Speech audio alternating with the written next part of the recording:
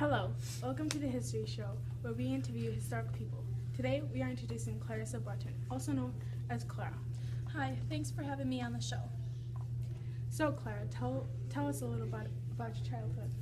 Well, I was born on Christmas of 1821 in North Oxford, Massachusetts. I was diagnosed with depression, so I was removed from school. I also didn't like meat, so it made it harder to bring up my health. So, did you believe in equal rights for women? Yes, I did. I delivered lectures around the country and met Susan B. Anthony, which we began a long association with the women's suffrage movement. I then later met Frederick Douglass and became an activist for civil rights. So, how'd you get into nursing? My father convinced me before he died that I should nurse soldiers in the war. I was later named the Angel of the Battlefield, which was a big accomplishment. That's very interesting. So, can you tell me some things about the Civil War?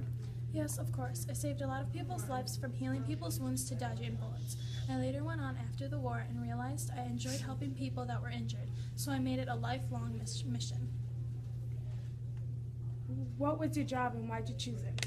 I wanted a job that I could spend a lot of time nursing, so I discovered the American Red Cross. I named it after the time I went to Europe and worked with a relief organization known as the International Red Cross. We finally produced it in 1881, and I was the first president.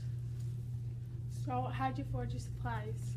I traveled to Andersonville prison camp in Georgia to help identify the dead and missing and install grave markers for 13,000 graves, and Congress eventually sent me $15,000 towards my project. That's good that the Congress gave that to you. Were you part of the American Red Cross all your life? No, I resigned from the Red Cross in 1904. I never took the salary for my work within the organization and sometimes used my funds to support relief efforts. That's very nice of you. So what did you do after you left the Red Cross? Well, I remained quite active, giving speeches and lectures. I also wrote a book called The Story of My Childhood, which was published in 1907. Did you have any other jobs during life? Yes, I did. I became a teacher at age 15 and later opened a free public school in New Jersey. I then moved to Washington, D.C. to work in the U.S. Patent Office as a clerk in the mid-1850s. This is the final question for today. So did you have any religious beliefs? Well, I was not formally a member of the Universalist Church of America. I wrote how well-known my family was in my hometown and how many relationships my father formed with others in our church through our church and religion. Well, thank you so much for coming on our show. It was interesting to hear about your life.